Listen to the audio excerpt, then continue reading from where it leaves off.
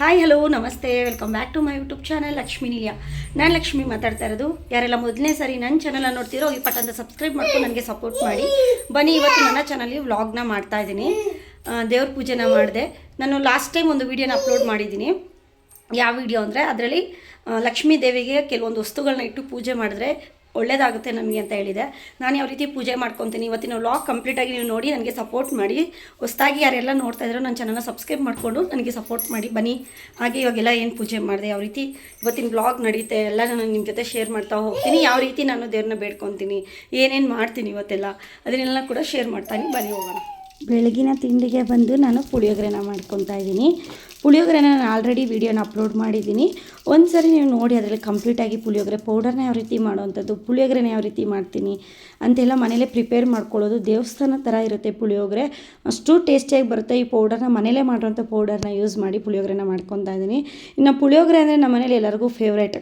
ನನಗೂ ನನ್ನ ಹಸ್ಬೆಂಡ್ಗೂ ನಮ್ಮ ಲಿತ್ತಿಗಂತೂ ಸಿಕ್ಕಾಪಟ್ಟೆ ಫೇವ್ರೇಟು. ಜಾಸ್ತಿ ಕಡಲೆ ಬೀಜ ಇರಬೇಕಷ್ಟೇ, ನಾವು ತಿನ್ನಲ್ಲ ಜಾಸ್ತಿ ಕಡಲೆ ಬೀಜ.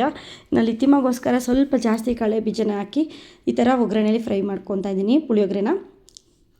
ಕಂಪ್ಲೀಟ್ ವ್ಲಾಗ್ ಇದೆ ಇವತ್ತೆಲ್ಲ ಏನು ಮಾಡ್ತಾ ಇದ್ದೀನಿ, ಯಾವ ಥರ ನನ್ನ ಲೈಫ್ ಸ್ಟೈಲ್ ಇದೆ, ಯಾವ ರೀತಿ ನಾನು ದೇವರನ್ನೆಲ್ಲ ಪೂಜೆ ಮಾಡ್ತೀನಿ, ಯಾವ ರೀತಿ ಮನಿ ಮ್ಯಾನುಫ್ಯಾಕ್ಚರೇಷನ್ ಮಾಡ್ತೀನಿ, ಮನಿ ಆಕ್ರೇಷನ್ ಮಾಡ್ತೀನಿ, ಯಾವ ರೀತಿ ನನ್ನ ಪಾಸಿಟಿವ್ ಲೈಫ್ನ ಲೀಡ್ ಮಾಡ್ತಾ ಇದ್ದೀನಿ ಅಂತೆಲ್ಲನೂ ಕಂಪ್ಲೀಟಾಗಿ ನಾನು ವೀಡಿಯೋನ ನಿಮ್ಮ ಜೊತೆ ಶೇರ್ ಮಾಡ್ಕೊತೀನಿ. ಇನ್ನು ಪುಳಿಯೋಗರೆ ಕೂಡ ರೆಡಿ ಆಗ್ತಾಯಿದೆ, ನೀವು ನೋಡ್ತಾ ಇರ್ಬೋದು. ಆ ವಿಡಿಯೋ ಬೇಕು ಪುಳಿಯೋಗರೆದಂದರೆ ನಾನು ಒಂದು ವೀಡಿಯೋನ ಅಪ್ಲೋಡ್ ಮಾಡಿದ್ದೀನಿ ಇವಾಗ. ಆ ವಿಡಿಯೋದಲ್ಲಿ ನೀವು ನೋಡ್ಕೋಬೋದು ಯಾವ ರೀತಿ ನಾನು ಪುಳಿಯೋಗರೆ ಮಾಡ್ಕೊಂಡೆ ಅಂತೇಳಿ. ನಿಜ ಫ್ರೆಂಡ್ಸ್, ಸಿಕ್ಕಾಪಟ್ಟೆ ಚೆನ್ನಾಗಿರುತ್ತೆ. ನಮ್ಮ ಹಸ್ಬೆಂಡು ಭಟ್ರ ಕೆಲಸ ಎಲ್ಲ ಮಾಡಿದ್ದಾರೆ ಫಸ್ಟ್, ಹಾಗಾಗಿ ಅವ್ರಿಗೆ ಇದೆಲ್ಲನೂ ತುಂಬ ಚೆನ್ನಾಗಿ ಗೊತ್ತು. ಯಾವ್ಯಾವ ಮೆಷರ್ಮೆಂಟಲ್ಲಿ ಮಾಡಬೇಕು, ಎಷ್ಟು ಮಾಡಬೇಕು, ಪುಳಿಯೋಗರೆನ ಯಾವ ರೀತಿ ಹೋಟೆಲಲ್ಲೆಲ್ಲ ಮಾಡ್ತಾರೆ ಅಂತೆಲ್ಲ ಅವರೇ ಹೇಳ್ಕೊಟ್ಟಿದ್ದು ನನಗಿದು ಯಾವ ಥರ ಮಾಡೋದು ಅಂತೇಳಿ. ತುಂಬ ಚೆನ್ನಾಗಿ ಬಂದಿದೆ. ಯಾವತ್ತೂ ಕೂಡ ನಾವು ಅಂಗಡೀಲಿ ಪೌಡ್ರನ್ನ ತಂದು ಯೂಸ್ ಮಾಡಲ್ಲ, ಅಷ್ಟು ಚೆನ್ನಾಗಿ ನಾವು ಮನೇಲೇ ಪ್ರಿಪೇರ್ ಮಾಡ್ಕೊಬಿಡ್ಬೋದು ಪುಳಿಯೋಗರೆ ಪೌಡರ್ನ. ಈಸಿಯಾಗಿ ನಾವು ಮನೇಲೇ ಇರೋವಂಥ ಪದಾರ್ಥ ಜೀರಿಗೆ ಮೆಣಸು ಎಲ್ಲನ ಹಾಕಿ ಒಂದು 4 to 5 ಟೈಮ್ಸ್ಗೆ ಆಗೋಷ್ಟು ನಾವು ಪುಳಿಯೋಗರೆನ ಮನೇಲೇ ಪ್ರಿಪೇರ್ ಮಾಡ್ಕೊಬೋದು. ಒಂದು 4 ಸರಿಗೆ ನಾವು ಪುಳಿಯೋಗರೆ ಮಾಡ್ಕೊಬೋದು. ಇನ್ನು ಶನಿವಾರ ನನಗೆ ಹಾಫ್ ಡೇ ಸ್ಕೂಲ್ ಆಗಿರೋದ್ರಿಂದ ಲಿತಿಮ ಬೇಗ ಹೋಗ್ತಾಳೆ. ಮಾರ್ನಿಂಗ್ 7:30ಗೆ ಹೋಗ್ಬಿಡ್ತಾಳೆ. ಹಾಗಾಗಿ ನಾನು 5:30 6 o'clockಗೆಲ್ಲ ಒಳಗಡೆ ಎದ್ದೇಳ್ಬಿಟ್ಟು ಇನ್ನು 7 o'clock ಅಷ್ಟರಲ್ಲಿ ಪುಳಿಯೋಗರೆ ರೆಡಿ ಮಾಡಿ ಲಿತಿಮಗೆ ಕಳಿಸಿ ಬ್ಯಾಗೆಲ್ಲ ಕಳಿಸಿದ್ದಾಯಿತು. ಇನ್ನು ಮನೆಯೆಲ್ಲನೂ ಕೂಡ ಕ್ಲೀನ್ ಮಾಡಿ, ಪಾತ್ರೆ ವಾಶ್ ಮಾಡಿ, ಕಸ ನೆಲ ಕ್ಲೀನ್ ಮಾಡಿ, ಬಾಗಿಲೆಲ್ಲ ತೊಳೆದು ನೆಲ ಮನೆಯೆಲ್ಲ ಒರೆಸಿ ಇನ್ನು ಪೂಜೆನ ಮಾಡ್ಕೊತಾ ಇದ್ದೀನಿ. ಇನ್ನು ಸ್ನಾನ ಮಾಡಿಕೊಂಡು ಹೊಸ್ಲಿಗೆ ನಾನು ಯಾವಾಗೂ ಕೂಡ ದೇವ್ರ ಮನೆ ಒಳಗಡೆ ಹೋಗೋದು, ಹೊಸ್ಲಿಗೆ ಅರ್ಶಿನ ಕುಂಕುಮ ಇಡೋದು ಎಲ್ಲನೂ ಕೂಡ ನಾನು ಸ್ನಾನ ಮಾಡಿಕೊಂಡೇ ಮಾಡುವಂಥದ್ದು. ಇನ್ನು ನಾವು ಸ್ನಾನ ಮಾಡುವಾಗ ನಾವು ಅರಿಶಿನ ಉಪ್ಪನ್ನ ಎಲ್ಲನೂ ಕೂಡ ಸೇರಿಸಿ ಸ್ನಾನ ಮಾಡಬೇಕು.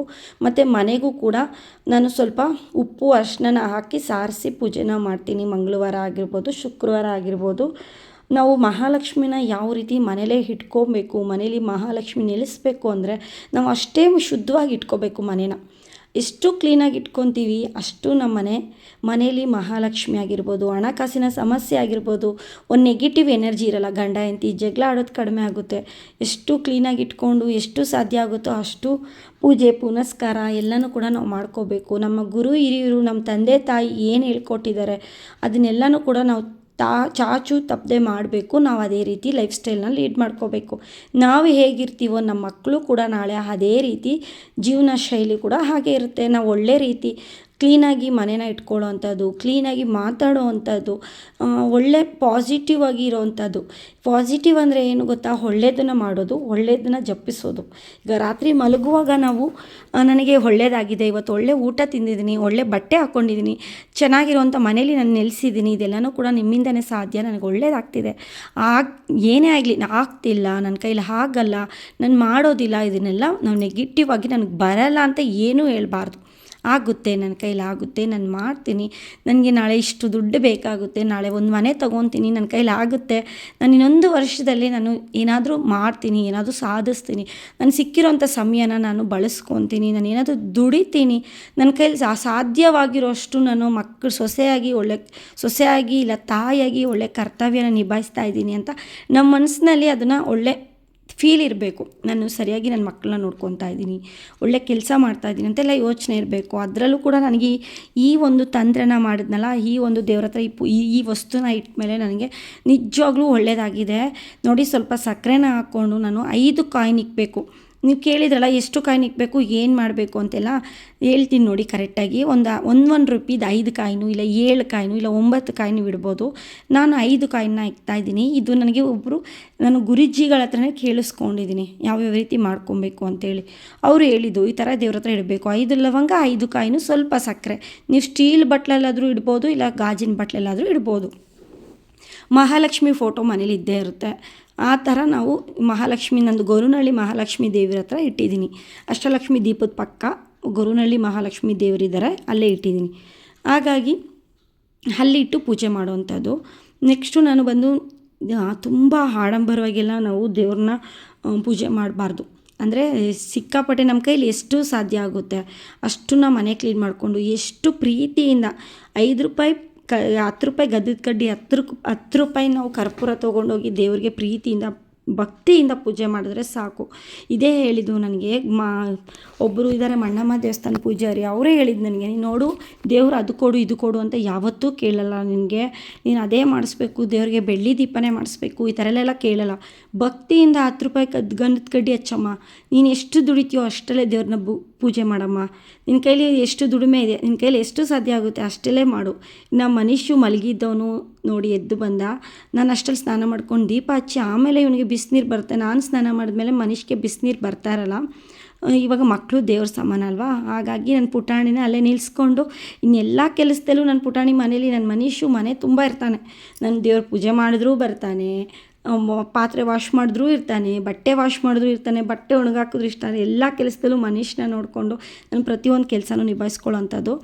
ಈ ನನಗೆ ನೋಡಿದ ಎಲ್ಲನೂ ಕೂಡ ದೇವ್ರಿಗೆಲ್ಲ ನಾನು ಹೂವನ ಇಟ್ಟು, ಬಾಳೆಹಣ್ಣು, ಎಲೆ ಅಡಿಕೆ ಇಟ್ಟು, ನಾನು ಲಕ್ಷ್ಮೀ ದೇವರು ಇದಿರ್ತಲ್ಲ ನಾನು ಇಟ್ಟಿದ್ದೀನಲ್ಲ ಸಕ್ಕರೆ, ಲವಂಗ, ಕಾಯಿನ್, ಅದ್ರ ಮೇಲೂ ಕೂಡ ನಾನು ಹೂವನ ಇಡ್ತಾಯಿದ್ದೀನಿ.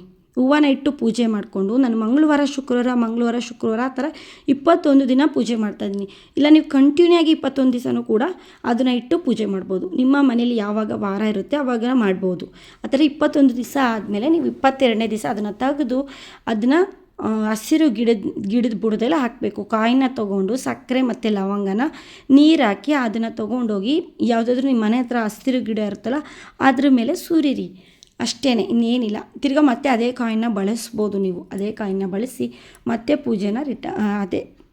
ಪೂಜೆನ ಮಾಡ್ತಾ ಬರ್ಬೋದು.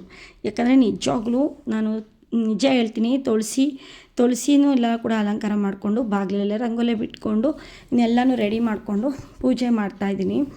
ಇನ್ನು ನೋಡಿ ಎಲ್ಲನೂ ಮನೆ ಎಷ್ಟು ಶುದ್ಧವಾಗಿರುತ್ತೆ. ಲಕ್ಷ್ಮೀ ತಾಯಿ ನೆಲೆಸ್ತಾಳೆ ನಮ್ಮ ಮನೇಲಿ, ನೆಲೆಸ್ತಾಳೆ ಅಂದರೆ ನಾವು ಇಷ್ಟೆಲ್ಲನೂ ಕೂಡ ಮನೆ ಕ್ಲೀನಾಗಿ ಇಟ್ಕೊಂಡ್ರೆ ಮನಸ್ಸು ಕೂಡ ಶುದ್ಧವಾಗಿರುತ್ತೆ, ಮೈಂಡ್ ಪೀಸ್ಫುಲ್ ಆಗಿರುತ್ತೆ, ತುಂಬ ಶಾಂತಿ ತಾಳ್ಮೆ ಎಲ್ಲನೂ ಕೂಡ ಮನೇಲಿರುತ್ತೆ. ಇನ್ನು ಮನೆ ದೇವ್ರ ಕಟ್ಲೆಕಾಯಿಗಳನ್ನೆಲ್ಲ ಕಟ್ಟಿದ್ದೀವಿ, ಅದಕ್ಕೂ ಕೂಡ ನಾನು ಹೂವನ ಇಟ್ಟು ಗಂಧದ ಕಡ್ಡಿ ಪೂಜೆನ ಮಾಡ್ತೀನಿ.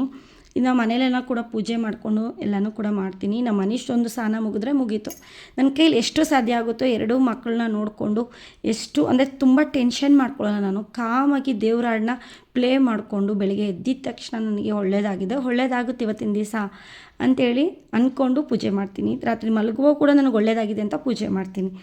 ಮಲಗುವಾಗ ಕೂಡ ನನಗೆ ಒಳ್ಳೇದಾಗಿದೆ ಭಗವಂತ, ಇವತ್ತು ನನಗೆ ಒಳ್ಳೆ ಊಟ ಕೊಟ್ಟಿದ್ಯಾ, ಒಳ್ಳೆ ಬಟ್ಟೆ ಕೊಟ್ಟಿದ್ಯಾ, ಒಳ್ಳೆ ಜೀವನ ಕೊಟ್ಟಿದ್ಯಾ ಅಂತ ಕೇಳಿಕೊಂಡು ಸ್ವಾರ್ಥ ಇಲ್ಲದಿರೋ ಬದುಕನ್ನ ಜೀವಿಸ್ಬೇಕು. ನಮಗೆ ಇದೇ ಬೇಕು, ಐಶ್ವರ್ಯ ಬೇಕು, ನನಗೆ ತುಂಬ ದುಡ್ಡು ಬೇಕು, ತುಂಬ ಬಂಗ್ಲೆ ಬೇಕು, ಮನೆ ಬೇಕು, ಈ ಥರ ಎಲ್ಲ ಕೇಳ್ಕೊಬಾರ್ದು. ನಮಗೆ ಈ ಆರೋಗ್ಯ ಆಯುಷು ಕೊಡು ಭಗವಂತ, ನಮ್ಮ ಕೈಲಿ ಜೀವನ ಮಾಡೋದಕ್ಕೆ ನಮಗೆ ಸ್ವಲ್ಪ ದುಡ್ಡನ್ನ ಕೊಡು, ನಮಗೆ ಇರೋದಕ್ಕೆ ಒಂದು ಮನೆ ಅಂತ ಮಾಡಿಕೊಡು. ಈ ಥರ ಪ್ರೀತಿಯಿಂದ ದೇವ್ರ ಹತ್ರ ಒಂದು ಒಳ್ಳೆ ಬಾಂಡಿಂಗ್ನ ಬೆಳೆಸ್ಕೊಬೇಕು ನಾವು. ಅಂದರೆ ಪ್ರೀತಿ ಇರಬೇಕು ದೇವ್ರ ಮಧ್ಯೆ, ನಮ್ಮ ಮಧ್ಯೆ ಭಕ್ತಿ, ಅಂದರೆ ಭಕ್ತಿಯಿಂದ ಕೇಳ್ಕೊಬೇಕು ನಾವು ಭಕ್ತರಾಗಿ ಅಂತ ನಾನು ಹೇಳೋದಕ್ಕೆ ಬರ್ತಾ ಇರೋಂಥದ್ದು. ಇನ್ನು ನಾನು ಕೂಡ ಅರ್ಶಿನ ಕುಂಕುಮ ಎಲ್ಲ ಇಟ್ಕೊಂಡೆ, ದೇವರಿಗೆಲ್ಲ ಇಟ್ಟಾದ್ಮೇಲೆ ನಾನು ಕೂಡ ಇಟ್ಕೊಂಡೆ. ಮುತ್ತೈದೆಯರು ಯಾವಾಗೂ ಕೂಡ ಅರ್ಶಿನ ಕುಂಕುಮ ಬಳೆ ಎಲ್ಲನೂ ಕೂಡ ಹಾಕಿ ಪೂಜೆ ಮಾಡಬೇಕು. ಇನ್ನು ದೇವ್ರ ಹೂವನ ನಾನು ತೆಂಗಿನ ಬುಡದಲ್ಲಿ ಹಾಕ್ತೆ, ನೀವು ನೋಡಿದ್ರಲ್ಲ ಅದೇ ರೀತಿ ನಾವು ಪಾಲಿಸಬೇಕು. ದೇವ್ರ ಹೂವನ ಯಾರಾದರೂ ತುಳಿದಾಡೋ ಜಾಗದಲ್ಲಿ, ಮತ್ತು ನಾವು ಕಸದ ಗಾಡಿ ಬರುತ್ತಲ್ಲ ಅದರಲ್ಲಿ ಹಾಕೋದು, ಈ ಥರ ಎಲ್ಲ ಮಾಡಬಾರ್ದು, ಅದೆಲ್ಲ ದೊಡ್ಡ ತಪ್ಪು. ದೇವ್ರ ಹೂವನ ನಾವು ತುಳಿದ್ರೆ, ಯಾರಾದರೂ ತುಳಿದ್ರೆ ನಮಗೆ ಪಾಪ. ಅದು ನಮ್ಮನೆ ದೇವರು, ನಾವು ಪೂಜೆ ಮಾಡಿರೋಂಥ ದೇವರು ನಾವೇ ತೊಗೊಂಡೋಗಿ ತಪ್ಪು ಮಾಡ್ದಿರೋ ರೀತಿ ಆಗುತ್ತೆ. ಹಾಗಾಗಿ ದೇವ್ರ ಹೂವನ ಯಾರೂ ತುಳಿದಿರೋ ಜಾಗದಲ್ಲಿ ಹಾಕಿ ಹರಿಯ ನೀರಲ್ಲಿ ಹಾಕೋದು ಹರಿಯೋ ನೀರಲ್ಲಿ ಹಾಕಬೇಕು ಅಂತ ಹೇಳ್ತಾರಲ್ಲ, ಅದು ಅದೇ ರೀತಿ ಮಾಡಬೇಕು ನಾವು.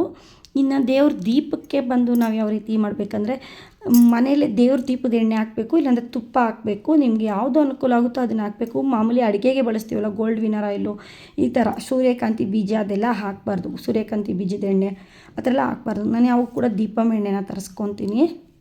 ಈ ಸ್ಪೆಷಲ್ ಡೇಗೆಲ್ಲ ಅಷ್ಟಲಕ್ಷ್ಮಿ ದೀಪ, ವರಮಹಾಲಕ್ಷ್ಮಿ ಹಬ್ಬ ಆ ಥರ ಎಲ್ಲ ಬಂದಾಗ ತುಪ್ಪ ಬಳಸ್ತೀನಿ ಅಷ್ಟಲಕ್ಷ್ಮಿ ದೀಪಕ್ಕೆ. ಈ ಥರ ನಾನು ಪೂಜೆ ಮಾಡ್ಕೊಳ್ಳೋಂಥದ್ದು. ಇನ್ನು ಬೇಗ ಬೇಗ ಎಲ್ಲನೂ ಕೆಲಸ ಮಾಡಿ ತಾಳ್ಮೆಯಿಂದ ಪಾಸಿಟಿವ್ ಆಗಿ ಒಳ್ಳೆಯದನ್ನೇ ಬೇಡಿಕೊಂಡು ಒಳ್ಳೆ ರೀತಿಯಲ್ಲೇ ಜೀವನನ ಮಾಡಿಕೊಡು ಭಗವಂತ.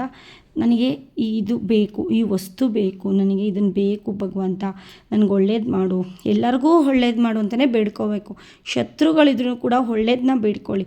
ಶತ್ರುಗಳಿಗೂ ಕೂಡ ನೀವು ದೇವ್ರ ಹತ್ರ ಹೋಗ್ಬಿಟ್ಟು ಅವ್ರು ಈ ಥರ ಮಾಡಿದ್ರು ಭಗವಂತ ಅಂತ ಹೇಳಿ, ಅವ್ರಿಗೆ ನೀವು ಶಾಪ ಹಾಕಬೇಡಿ. ದೇವರೇ ನೋಡ್ಕೊತಾನೆ ಅಲ್ವಾ.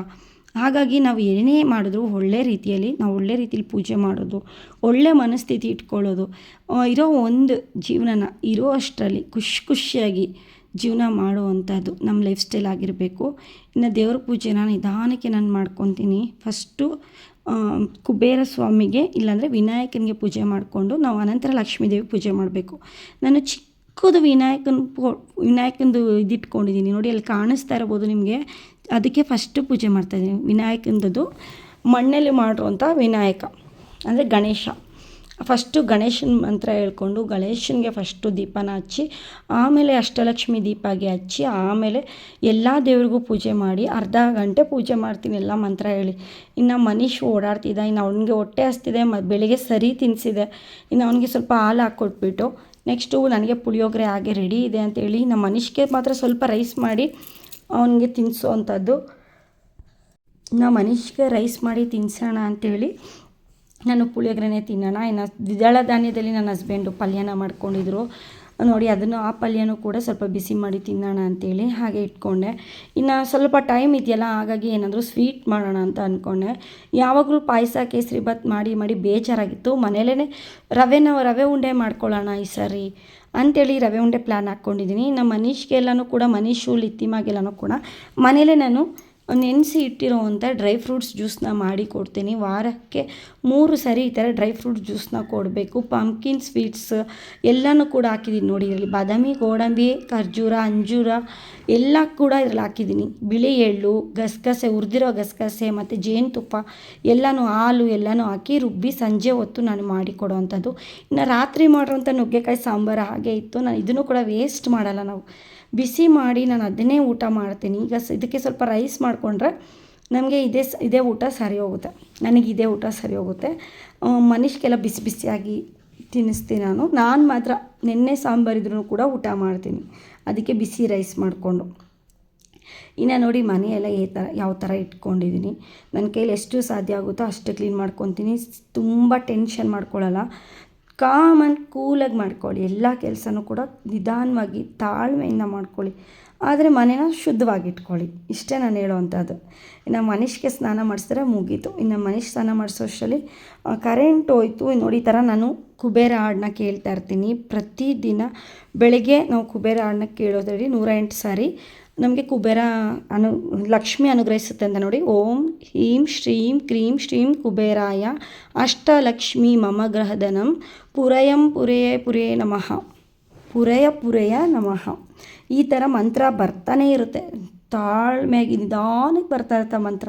ನಾವು ಕೇಳ್ತಾ ಇದ್ದಾಗ ಎಷ್ಟು ಶಾಂತಿ ಆಗುತ್ತೆ ಗೊತ್ತಾ, ಎಷ್ಟು ಪೀಸ್ಫುಲ್ ಮನಸ್ಸು, ಒಂಥರ ಶಾಂತವತ್ತವಾಗಿ ಮನೆ ಇರುತ್ತೆ, ಅಂದರೆ ಕಾಮಾಗಿರುತ್ತೆ ಮನೆ. ಪೂಜೆ ಮಾಡುವಾಗ ಆ ಮಂತ್ರನ ಹಾಕಿ ಬಿಡ್ತೀನಿ. ದೇವ್ರ ಹಾಡುಗಳನ್ನ ಕೇಳಿ, ದೇವ್ರ ಸ್ವರಗಳನ್ನ ಮಾತಾಡಿ, ದೇವ್ರ ಮಂತ್ರಗಳನ್ನ ಹೇಳಿ, ಒಳ್ಳೆಯದನ್ನೇ ಮಾತಾಡಿ, ಒಳ್ಳೆಯದನ್ನೇ ಮನಸ್ಸಿನಲ್ಲಿ ಇಟ್ಕೊಳ್ಳೋದ್ರಿಂದ ಸದಾ ಕಾಲ ದೇವರು ನಮ್ಮ ಜೊತೆ ನೆಲೆಸ್ತಾರೆ. ಮಹಾಲಕ್ಷ್ಮಿ ತಾಯಿ, ಮಹಾಲಕ್ಷ್ಮಿನೂ ಗ್ರಹ ಹಾಗೆ ಆಗುತ್ತೆ, ಮನೆ ಅಭಿವೃದ್ಧಿ ಕೂಡ ಆಗುತ್ತೆ. ಮನೇಲಿ ದನ ಕಾಸು ಹಣಕಾಸು ಕೂಡ ಮನೆಗೆ ಅಭಿವೃದ್ಧಿ ಆಗುತ್ತೆ. ಇನ್ನು ಮನೆಯೂ ಕೂಡ ಎಷ್ಟು ಸ್ವಚ್ಛವಾಗಿ ನಿಮ್ಮ ಕೈಲಿ ಸಾಧ್ಯ ಆದಷ್ಟು ವಾರ ಒಪ್ಪತ್ತು ಎಲ್ಲನೂ ಕೂಡ ಮಾಡ್ಕೊಳ್ಳಿ. ತುಂಬ ದಿವಸ ಆದಮೇಲೆ ನಮ್ಮ ಮನೆ ಕಡೆ ಬಿಸಿಲು ಬಂದಿದೆ, ತುಂಬ ಮೋಡ ಕವಿದ ವಾತಾವರಣನೇ ಇರೋದು. ಇನ್ನು ಮ್ಯಾಟ್ಗಳೆಲ್ಲ ನೆನ್ನೆ ವಾಶ್ ಮಾಡಿರಿ, ಇವತ್ತು ಒಣಗ್ತಾ ಇದೆ. ಇನ್ನೆಲ್ಲನೂ ಅದನ್ನೆಲ್ಲ ತೆಗಿಯೋಣ, ಆಮೇಲೆ ಸ್ವಲ್ಪ ಬಿಸಿಲು ಬರಲಿ ಅಂತೇಳಿ ಆಚೆಗಡೆ ತಲೆ ಒಣಗಿಸ್ಕೊಂಡು ಹಾಗೇ ನಿಂತಿದ್ದೆ. ಕ್ಲಿಪ್ ಹಾಕಿದ್ನಲ್ಲ, ತಲೆ ಎಲ್ಲ ಒಣಗಿದ ಮೇಲೆ ಇನ್ನು ಮಧ್ಯಾಹ್ನ ಲಿತಿಮ ಬಂದಳು. ಪಾರ್ಸಲ್ ಕೂಡ ಬಂದಿದ್ದ ತಕ್ಷಣ ಇನ್ನು ಮನೆ ಹತ್ರ ಎಲ್ಲನೂ ಕೂಡ ರೋಡೆಲ್ಲ ಕಿತ್ತಾಕಿದ್ದಾರೆ. ನಾವೇ ರೋಡ್ ಗಂಟ ಬಂದು ಪಾರ್ಸಲ್ನ ತೊಗೊಂಡು ಬರ್ತಾಯಿದ್ದೀನಿ. ಇದು ಡ್ರೆಸ್ ಪಾರ್ಸಲ್ಗಳು. ನೆಕ್ಸ್ಟ್ ವಿಡಿಯೋದಲ್ಲಿ ನಿಮಗೆ ತೋರಿಸ್ತೀನಿ ಯಾವುದು ಡ್ರೆಸ್ಸು ಏನು ಅಂತ. ಇನ್ನು ಮನುಷ್ಯ ಸುಂದರವಾಗಿ ರೆಡಿಯಾಗಿ ಸ್ನಾನ ಮಾಡಿ ನಿಂತ್ಕೊಂಡ್ಬಿಟ್ಟಿದ್ದಾನೆ. ಅಷ್ಟರಲ್ಲಿ ಕೊಬ್ಬರಿನ ತುರಿದು ಕೂಡ ಇಟ್ಕೊಂಡಿದ್ದೀನಿ. ಇನ್ನು ಇದರಲ್ಲಿ ನಾನು ರವೆ ಉಂಡೆನ ತೋರಿಸ್ತಿದ್ದೀನಿ ನಾನು ವೀಡಿಯೋದಲ್ಲಿ. ರವೆ ಉಂಡೆನೂ ಕೂಡ ತುಂಬ ಟೇಸ್ಟಿಯಾಗಿ ಬಂದಿತ್ತು. ಎಷ್ಟು ಚೆನ್ನಾಗಿ ಬಂದಿತ್ತು ಗೊತ್ತಾ. ತುಂಬ ಈಸಿ ರವೆ ಉಂಡೆ ಮಾಡೋವಂಥದ್ದು. ಏನು ನಮಗೆ ತುಂಬ ಟೈಮ್ ಹಿಡಿಯುತ್ತೆ ಆ ಥರ ಎಲ್ಲ ಏನಿಲ್ಲ, ತುಂಬ ಈಸಿಯಾಗಿ ಮಾಡ್ಕೊಬೋದು. ನಾನು ತುಪ್ಪ ಹಾಕ್ಕೊಂಡು ಡ್ರೈ ಫ್ರೂಟ್ಸ್ನ ಬಾದಾಮಿ, ಗೋಡಂಬಿ ಎಲ್ಲನೂ ಕೂಡ ಹಾಕಿ ಹುರ್ಕೊತಾ ಇದ್ದೀನಿ. ನಾನು ದ್ರಾಕ್ಷಿನೂ ಕೂಡ ಹಾಕಿ ಲೈಟ್ ಗೋಲ್ಡ್ ಕಲರ್ ಬರೋ ಥರ ಹುರಿದು ಎತ್ತಿಟ್ಕೊತಾ ಇದ್ದೀನಿ. ವೀಡಿಯೋ ನಾನು ದೊಡ್ಡದಾಗಿ ಮಾಡಿದ್ದೀನಿ ಅಂದ್ಕೊಂಡೆ, ಬಟ್ ಆದರೆ ಅದು ಯಾಕೋ ಈ ರೀತಿ ಬಂದಿದೆ. ಕ್ಷಮೆ ಇರಲಿ. ಸ್ವಲ್ಪ ಚಿಕ್ಕದಾಗಿ ಕಾಣಿಸ್ತಿದೆ, ಅಂದರೆ 9:16 ಇಟ್ಕೊಳ್ಳೋ ಜಾಗದಲ್ಲಿ ಸ್ವಲ್ಪ ರೇಷು ಕಡಿಮೆ ಆಗಿರ್ಬೋದು. ವೀಡಿಯೋನ ನಾವು ಸ್ವಲ್ಪ ಆ ಥರ ಸೆಟ್ಟಿಂಗ್ ಈ ಥರ ಆಗ್ಬಿಟ್ಟಿರ್ಬೋದು ಅನಿಸುತ್ತೆ, ಏನು ಅಂದ್ಕೋಬೇಡಿ. ರವೆ ಉಂಡೆ ಮಾಡಿದ್ದೀನಿ. ಇವತ್ತಿನ ಫುಲ್ ವ್ಲಾಗ್ನ ನಾನು ನಿಮ್ಮ ಜೊತೆ ಶೇರ್ ಮಾಡ್ಕೊತಾ ಇರೋವಂಥದ್ದು.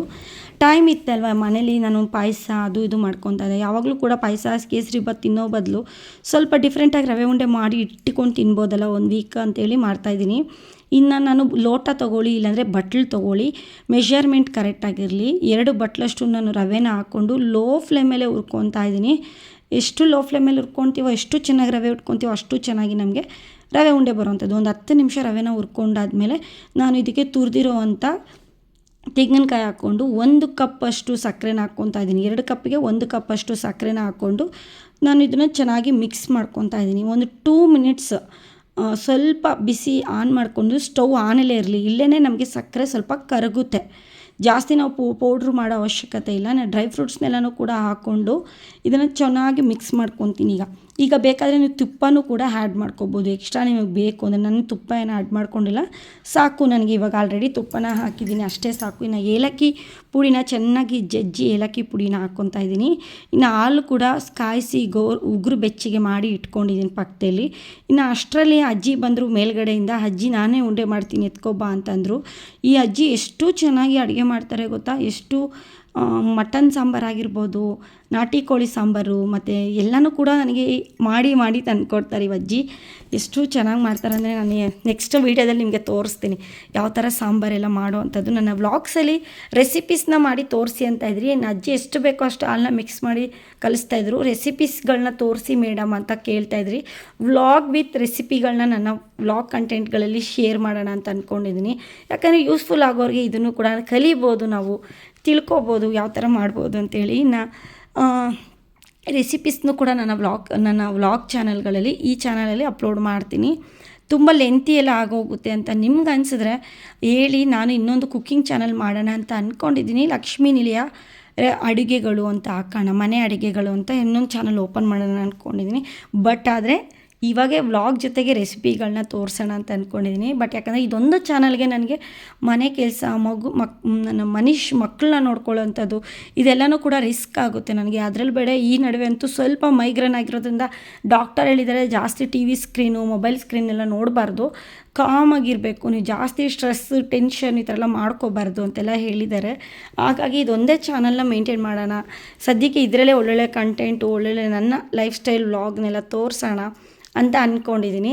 ಇದೇ ಥರ ನನ್ನ ಚಾನಲ್ ಇವಾಗ ಎಷ್ಟು ಚೆನ್ನಾಗಿ ನನ್ನ ವೀಕ್ಷಿಸ್ತಾ ಇದ್ದೀರೋ, ಒಂದು 3 ಮಂತ್ಸ್ ನಾನು ವೀಡಿಯೋ ಹಾಕೋಕ್ಕಾಗಿಲ್ಲ. ಹಾಗಾಗಿ ವ್ಯೂಸ್ ಕೂಡ ಸ್ವಲ್ಪ ಕಡಿಮೆ ಆಗೋಗಿದೆ. ತಿರ್ಗಾ ವ್ಯೂಸ್ ಇನ್ಕ್ರೀಸ್ ಮಾಡಬೇಕಂದ್ರೆ ನಾನು ವೀಕ್ಲಿ 3 or 2 ವೀಡಿಯೋನಾದರೂ ಅಪ್ಲೋಡ್ ಮಾಡ್ತಾ ಬರ್ತೀನಿ. ನನ್ನ ಯೂಟ್ಯೂಬ್ ಜರ್ನಿಲಿ ಪೇಮೆಂಟ್ ಆಯಿತಾ ಅಂತ ಕೇಳ್ತಾ ಇದ್ದೀರಾ. ಹೌದು, ಪೇಮೆಂಟ್ ಆಗಿದೆ. ಈಗ ಸೆಕೆಂಡ್ ಪೇಮೆಂಟ್ ಕೂಡ ಆಗುತ್ತೆ. ಎಷ್ಟಾಯಿತು ಏನು ಅಂತೆಲ್ಲ ಕಂಪ್ಲೀಟಾಗಿ ನಾನು ನೆಕ್ಸ್ಟ್ ವೀಡಿಯೋದಲ್ಲಿ ನಿಮ್ಗೆ ಅಪ್ಲೋಡ್ ಮಾಡ್ತೀನಿ. ನಿಜವಾಗ್ಲೂ ಇನ್ನು ಮನೀಷ್ಗೆ ರವೆ ಉಂಡೆ ಇಟ್ಟೆ. ನಿಜವಾಗ್ಲೂ ನನ್ನ ಲೈಫ್ ಸ್ಟೈಲ್ ಜರ್ನಿಲಿ ನಿಜ ನಾನು 1 ರೂಪಾಯಿಗೂ ಕೂಡ ಹರಿದಿದ್ದೀನಿ. ಮದುವೆ ಆದಾಗಿಂದ ಕೂಡ ನಾನು ಏನೂ ಅರ್ನಿಂಗ್ಸ್ ಮಾಡಿರಲಿಲ್ಲ. ಅಂದರೆ ಬೇರೆಯವ್ರ ಮೇಲೆ, ಹಸ್ಬೆಂಡ್ ಮೇಲೆ, ಅತ್ತೆ ಮೇಲೆ, ಮಾವನ ಮೇಲೆ ಈ ಥರ ಡಿಪೆಂಡ್ ಆಗಿಬಿಟ್ಟಿದೆ.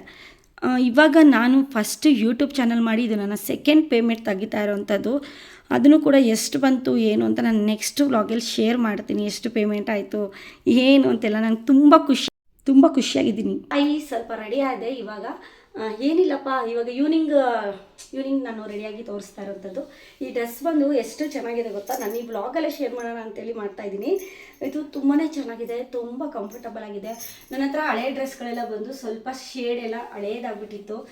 ಒಂದು ಸ್ವಲ್ಪ ಫಿಟ್ಟಿಂಗ್ ಮಾಡಿಸಿದ್ರೆ ಸಾಕು, ತುಂಬ ಚೆನ್ನಾಗಿರುತ್ತೆ. ಇದು ಬಂದು ತುಂಬ ಜನ ಬೈ ಮಾಡಿದರು, ಹಾಗಾಗಿ ಸ್ವಲ್ಪ ಕಾಟೆಲ್ಲ ಹಾಕಿ ಇಟ್ಕೊಂಡಿದ್ದೆ. ಸ್ವಲ್ಪ 3 ಪೀಸ್ ಕುರ್ತಾಸ್ನೇ ನಾನು ಈ ನಡುವೆ ಜಾಸ್ತಿ ವೇರ್ ಮಾಡ್ತಾ ಇರೋದು. ಸುಮ್ಮನೆ ಪ್ಯಾಂಟ್ ಬೇರೆ, ದುಪ್ಪಟ್ಟ ಬೇರೆ, ಈ ಥರ ಎಲ್ಲ ತೊಗೊತಿದ್ದೆ. ಅದೆಲ್ಲ ಅಷ್ಟೊಂದು ಚೆನ್ನಾಗಿ ಅನಿಸ್ತಾ ಇರಲಿಲ್ಲ, ಸುಮ್ಮನೆ ದುಡ್ಡು ವೇಸ್ಟ್ ಆಗುತ್ತೆ. ಇವಾಗ 500 ಒಂದು ಟಾಪು, ಒಂದು ಪ್ಯಾಂಟಿಗೆ ಒಂದು 200 ಚೆನ್ನಾಗಿರೋ ಲೆಗಿನ್ಸ್ಗೆ, ಮತ್ತು ಒಂದು ಟಾಪ್ಗೆ ಒಂದು 100, ಆ ಥರ ಹೋದರೆ 700 ರುಪೀಸ್ ಆಗುತ್ತೆ ನನಗೆ. 700 800 ಸಮಥಿಂಗ್ ಆಗುತ್ತೆ ಟಾಪ್ಸು ಅದೆಲ್ಲ ಸೇರಿ. ನಾವು ಈ ಥರ 3 ಪೀಸ್ ಕುರ್ತಾನೇ ಬರುತ್ತೆ, ಮ್ಯಾಚಿಂಗ್ ವೈಸು ಕೂಡ ತುಂಬ ಚೆನ್ನಾಗಿರುತ್ತೆ. ಹಾಗಾಗಿ ನಾನು ಕುರ್ತಾನ ಬೈ ಮಾಡಿದೆ. ತುಂಬ ದಿವಸದಿಂದ ನೋಡಿ ಇಟ್ಕೊಂಡಿದ್ದೆ. ಇದು ತುಂಬ ಜನ ರಿವ್ಯೂನು ಕೂಡ ಚೆನ್ನಾಗಿ ಕೊಟ್ಟಿದ್ರು ಮೀಶೋದಲ್ಲಿ. ವ್ಲಾಗರ್ಸ್ ಕೂಡ ತೊಗೊಂಡಿದ್ರು ಈ ಡ್ರೆಸ್ನ. ಹಾಗಾಗಿ ತೊಗೊಳ್ಳೋಣ ಅಂತೇಳಿ ತುಂಬ ಅಂದರೆ ಒಂದು 8 ಮಂತ್ಸಿಂದ ತೊಗೋಬೇಕಂದಿದ್ದು ಈಗ ತೊಗೊಂಡೆ. ತುಂಬ ಚೆನ್ನಾಗಿದೆ, ಕಂಫರ್ಟಬಲ್ ಆಗಿದೆ. ರಯಾನ್ ಮೆಟೀರಿಯಲ್ ಅನಿಸುತ್ತೆ ಇದು. ನಿಮಗೂ ಬೇಕಾದರೆ ಡಿಸ್ಕ್ರಿಪ್ಷನಲ್ಲಿ ನಾನು ಲಿಂಕ್ನ ಕೊಟ್ಟಿರ್ತೀನಿ. ಇನ್ನೂ 4 ಡ್ರೆಸ್ನ ಬುಕ್ ಮಾಡಿದ್ದೀನಿ. ಇವತ್ತು ಬಂದಿದ್ದು ಈಗ ಜಸ್ಟ್ ಒಂದು ಬೆಳಿಗ್ಗೆ ಮಾರ್ನಿಂಗ್ ಇದನ್ನ ತರಿಸ್ಕೊಂಡು ಬಂದಿದ್ದು, ಡೆಲಿವರಿ ಆಗಿರೋದು. ನೋಡಿ ವೇರು ಕೂಡ ತುಂಬ ಚೆನ್ನಾಗಿದೆ. ಎಷ್ಟು ಚೆನ್ನಾಗಿದೆ ಅಂದರೆ ತುಂಬ ಲೆಂತಿಯಾಗಿದೆ ದುಪ್ಪಟ್ಟ. ನೀವೇ ನೋಡ್ತಾ ಇದ್ದೀರಲ್ಲ ಎಷ್ಟು ಡೀಸೆಂಟ್ ಲುಕ್ ಕೊಡುತ್ತೆ. ಹೊರಗಡೆ ಎಲ್ಲ ಈಗಂತೂ ತುಂಬ ಜನ ಆನ್ಲೈನ್ ಶಾಪಿಂಗ್ ಮಾಡ್ತಾ ಇದ್ದೀರಲ್ವ, ಹಾಗಾಗಿ ನಾನು ಕೂಡ ಆನ್ಲೈನಲ್ಲಿ ಯಾವುದು ನನಗೆ ಇಷ್ಟ ಆಗುತ್ತೆ ಅದನ್ನು ಕೆಲವೊಂದನ್ನು ಬುಕ್ ಮಾಡ್ಕೊತೀನಿ. ಅಂದರೆ ನಮ್ಮ ಹತ್ರ ಹಳೇದಾಗಿದ್ರೆ ಬಟ್ಟೆಗಳನ್ನ ನೋಡಿ ನಾನು ನನಗೆ ಬೇಕಾಗಿರೋದನ್ನ ಬುಕ್ ಮಾಡ್ಕೊತೀನಿ. ತುಂಬ ಚೆನ್ನಾಗಿದೆ, ತುಂಬ ಕಂಫರ್ಟಬಲ್ ಆಗಿದೆ. ರಯಾನ್ ಕಾಟನ್ ಮಿಕ್ಸ್ ಥರ ಇದೆ ಬಟ್ಟೆ, ಅಂತೂ ಚೆನ್ನಾಗಿದೆ. ತುಂಬ ದಿವಸ ಬಾಳಿಕೆ ಬರುತ್ತೆ. ಕಾಟನ್ ಆಗಿರೋದ್ರಿಂದ ಜಾಸ್ತಿ ಕಾಟನ್ನೇ ವೇರ್ ಮಾಡ್ಬೇಕು ಅನಿಸುತ್ತೆ. ಅಂದರೆ ಕ್ಲಾತ್ ತುಂಬ ಚೆನ್ನಾಗಿರುತ್ತೆ. ಹಾಗಾಗಿ ಇವಾಗ ಪೂಜೆ ಎಲ್ಲ ಆಯಿತು, ಬೆಳಗ್ಗೆ ನಾನು ಏನೇನು ಮಾಡಿಕೊಂಡೆ, ಪುಳಿಯೋಗರೆನೇ ತಿಂದೆ. ಸ್ವಲ್ಪ ನೆನೆ ನುಗ್ಗೆಕಾಯಿ ಸಾಂಬಾರು ಮಾಡಿದೆ, ಅದನ್ನೇ ರೈಸು, ನುಗ್ಗೆಕಾಯಿ ಸಾಂಬಾರು, ಪುಳಿಯೋಗರೆ ಮತ್ತು ರವೆ ಉಂಡೆ ಇವೆಲ್ಲನೂ ಕೂಡ ಮಧ್ಯಾಹ್ನ ತಿಂದ್ಕೊಂಡು ಹೀಗೆ ಓಡಾಡ್ತಾ ಇದ್ದೀನಿ. ಮನೀಶ್ ಹೊರಗಡೆ ಆಟಾಡ್ತಾ ಇದ್ದಾನೆ.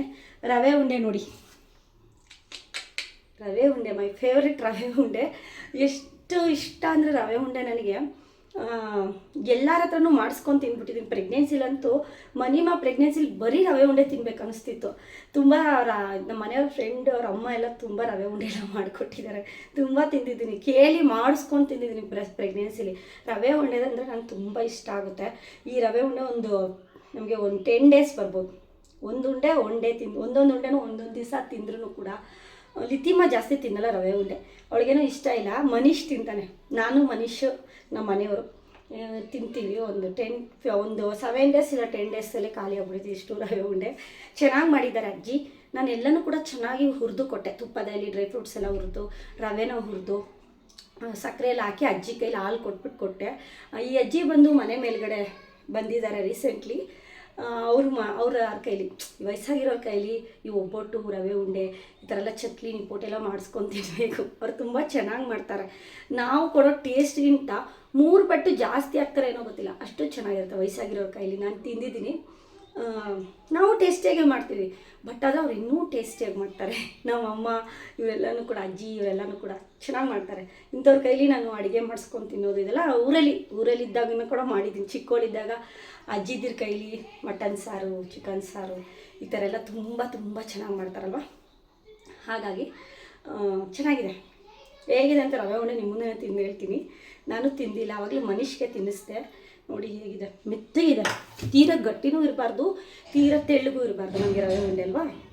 ನೋಡಿ, ಆಹಾ ನೋಡಿ ಎಷ್ಟು ಚೆನ್ನಾಗಿದೆ ಗೊತ್ತಾ.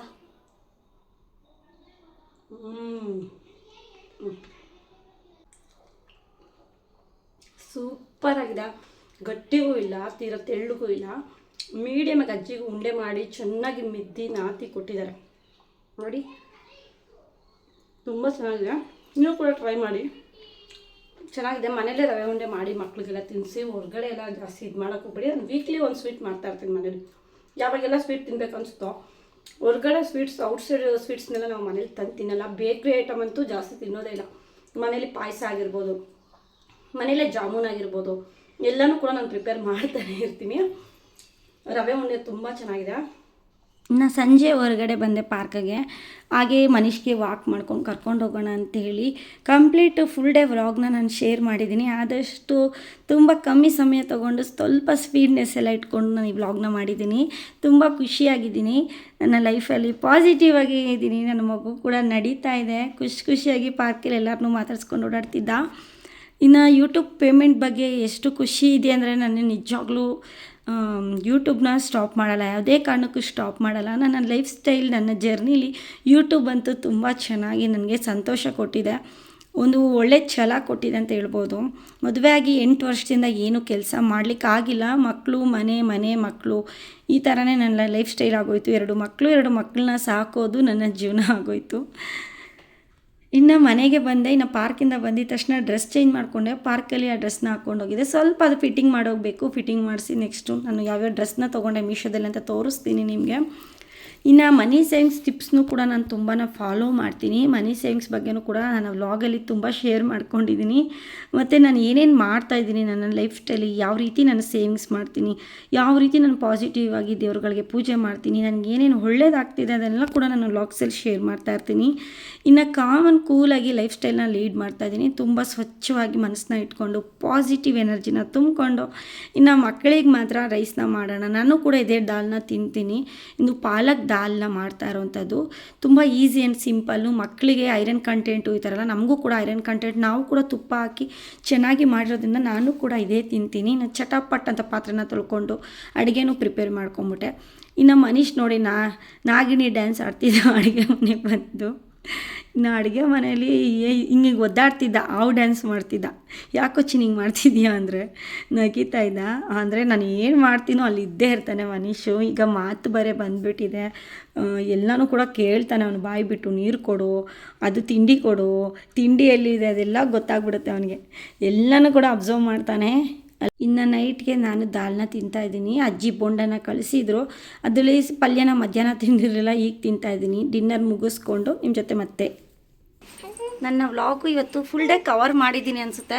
ಫುಲ್ಲು ಇಡೀ ದಿನ ಏನೇನು ಮಾಡ್ತೀನಿ ನಾನು ನನ್ನ ಪುಟಾಣಿ ಜೊತೆ ಅಂದರೆ, ಇವನ್ನ ನೋಡ್ಕೊಳ್ಳೋದು, ಮನೆ ಕೆಲಸ ಮಾಡೋದು, ಅದರಲ್ಲೂ ಯೂಟ್ಯೂಬ್ಗೆ ಶೂಟ್ ಮಾಡ್ಕೊಳ್ಳೋವಂಥದ್ದು, ಯೂಟ್ಯೂಬ್ಗೆ ಏನಾದರೂ ಕಂಟೆಂಟ್ನ ಹುಡ್ಕೋ ಅಂಥದ್ದು. ನೋಡಿ ಮನೀಶು ಯಾವ ಜೋಲಿಗೆ ಅಭ್ಯಾಸ ಆಗ್ಬಿಟ್ಟಿದ್ದಾನೆ. ಈ ಥರ ತೂಗಿದ್ರೇ ಮಲ್ಕೊಳ್ಳೋದು, ಹಾಗೆ ಮಲ್ಗೋದೇ ಇಲ್ಲ ಅಂತಾನೆ. ತುಂಬ ಪ್ರಯತ್ನ ಪಟ್ಬಿಟ್ಟಿದ್ದೀನಿ. ಅಂದರೆ ನೈಟ್ ಹೊತ್ತು ತುಂಬ ನಿದ್ದೆ ಬಂದಾಗ ತೀರಾ ಒಂದೊಂದು ಸರಿ ಪಕ್ಕದಲ್ಲೇ ಹಾಕ್ಕೊಂಡು ಮಲ್ಕೊತೀನಿ. ಬಟ್ ನಿದ್ದೆ ಬಂದಾಗ ಈ ರೀತಿ ಜೋಲಿ ನುಗ್ತಾ ಇರಬೇಕು. ನಾನು ಫುಲ್ಲು ಫೇಸ್ ವಾಶ್ ಮಾಡಿಕೊಂಡು ಬ್ರಷ್ ಮಾಡಿ ನೈಟ್ ಹೊತ್ತು ಮಲ್ಕೋವಂಥದ್ದು. ಈಗ ತಾನೇ ಸ್ವಲ್ಪ ಎಲ್ಲ ಫೇಸ್ ವಾಶ್ ಮಾಡ್ಕೊಬಂದು ಬೆಡ್ ಮೇಲೆ ಬಂದಿರೋವಂಥದ್ದು. ಮನುಷ್ಯನು ಹಿಂಗೆ ತೂಗಿ ಮಲಗಿಸ್ಬಿಟ್ಟು ನಾನು ಹಿಂಗೆ ಮಲ್ಕೊಬಿಡ್ತೀನಿ. ಲಿತಿಮಾ ನೋಡಿ ಏನು ಮಾಡ್ತಾಯಿದ್ದಾಳೆ. ಲಿತಿಮಗೆ ಜಾಸ್ತಿ ಕೊಬ್ಬಾಗ್ಬಿಟ್ಟಿದೆ. ಏನಾದರೂ ಮಾತಾಡ್ರೆ ಎದ್ರ ಜವಾಬಲ್ಲಿ ಮಾತಾಡ್ತಾಳೆ, ಒದ್ದೆ ತಿಂತಾಳೆ, ಮಲ್ಕೊಂಬಿಟ್ಟಿದ್ದಾಳೆ ಫುಲ್ಲು ಪಾಪ. ಸ್ಲೀಪಿಂಗಲ್ಲಿದ್ದಾಳೆ ಫುಲ್ಲು. ನಾನು ಕೂಡ ಈಗ ಗುಡ್ ನೈಟ್ ಹೇಳ್ತಾ ನಾನು ಈ ವ್ಲಾಗ್ ಎಂಡ್ ಮಾಡ್ತಾಯಿದ್ದೀನಿ. ಮತ್ತು ನನ್ನ ವ್ಲಾಗ್ ಇಷ್ಟ ಆಗಿದರೆ ದಯವಿಟ್ಟು ನನ್ನ ಚಾನಲ್ನ ಸಬ್ಸ್ಕ್ರೈಬ್ ಮಾಡ್ಕೊಳ್ಳಿ, ನನಗೆ ಸಪೋರ್ಟ್ ಮಾಡಿ, ಲೈಕ್ ಮಾಡಿ, ಶೇರ್ ಮಾಡಿ, ಕಮೆಂಟ್ ಮುಖಾಂತರ ನಿಮ್ಮ ಅನಿಸಿಕೆ ಅಭಿಪ್ರಾಯನ ತಿಳಿಸಿ. ಡೈಲಿ 10-10:30ಗೆ ಮಲ್ಕೊಳ್ಳೋ ಅಂಥದ್ದು. ಎಲ್ಲರಿಗೂ ಗುಡ್ ನೈಟ್. ಎಲ್ಲರೂ ಮಲ್ಕೊಳ್ಳಿ. ನಾಳೆ ಮತ್ತೊಂದು ವ್ಲಾಗಲ್ಲಿ ಮತ್ತೆ ಭೇಟಿಯಾಗೋಣ.